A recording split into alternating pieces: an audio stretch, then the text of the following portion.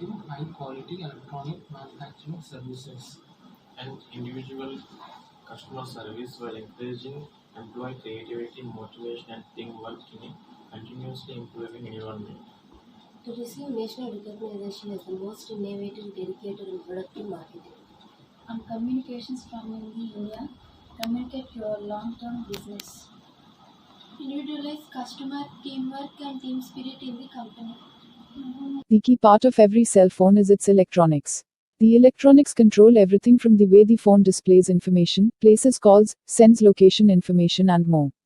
Depending on the features determined during the conceptual phase, different electronics can be used. For most cell phones, there are three key components: a printed circuit that controls the keypad and signal reception, a battery, and screen. In addition to the hardware, software is also required for the phone to operate. Each piece of the cell phone is created separately.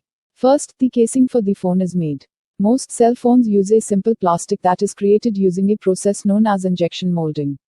Once the casing is created, the printed circuit board is made and loaded with the necessary software operating system. The circuit board is then placed in the casing, using a series of eyeglass screws. Next, the other components of the phone are added: screen, keypad, antenna, microphone, and speaker. After the phone is constructed, it is moved on to testing. During the testing phase, the battery for the phone is added and a worker checks the phone for power, button functionality, and reception. Finally, the necessary documentation for the phone is produced and sent to be packaged with the phone. The software is designed by a series of programmers that develop the design of the interface, the phone's basic, advanced operations, and other features. By default, most modern cell phones are programmed with basic features like text messaging, calendar, and clock. After these components and software are determined, the phone moves on to final construction.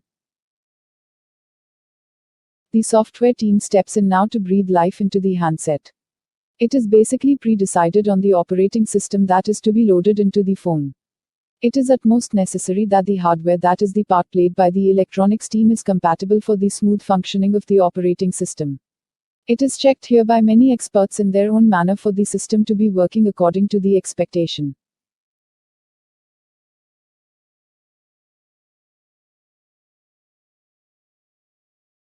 The motherboard is essentially a large PCB, printed circuit board, and the various lines you see are embedded copper tracks. These copper tracks are responsible for linking up your various parts and allow communication to take place between them. Think of the motherboard as an orchestral conductor bringing the various parts together in perfect harmony.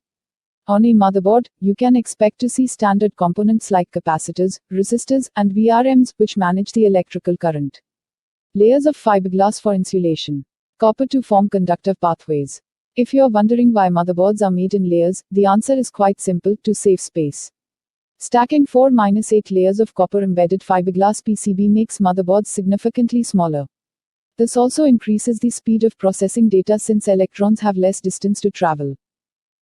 BIOS, or Basic Input-Output System, is where all the information and settings for the motherboard are stored.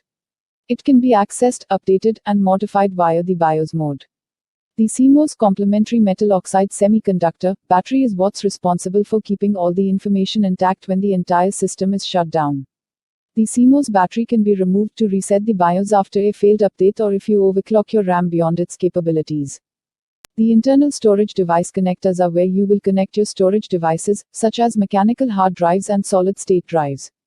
These storage devices need to be connected to the motherboard for data to be submitted and retrieved.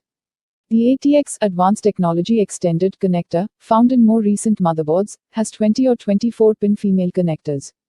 This is the largest connector on the motherboard, as this draws out the needed power directly from the power supply. The SMPS, switched mode power supply, then utilizes this power to keep the motherboard running.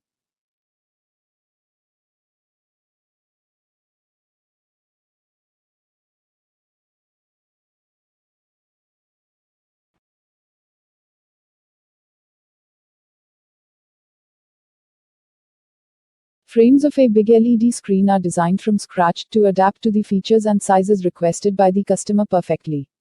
The manufactured structure is assembled in such a way that there is no visual separation in the whole unit in general. All the inside pieces are placed according to a pattern and perfectly aligned by laser. Assembling of electronic and LED equipment is programmed to assure that only the parts corresponding in order are used. This is one of the most complex and delicate tasks of the entire process. It is the most important phase of the LED advertising screen's creating. The circuits we manufacture are assembled to create complete panels, which are fully functional and capable of reproducing a full color image. LED panels are adjusted to light and chromatic levels to assure that sharpness and color are the same in the entire LED advertising screen. To do this, photoelectric sensors measuring chromatic patterns, adjusting and memorizing each LED component are used.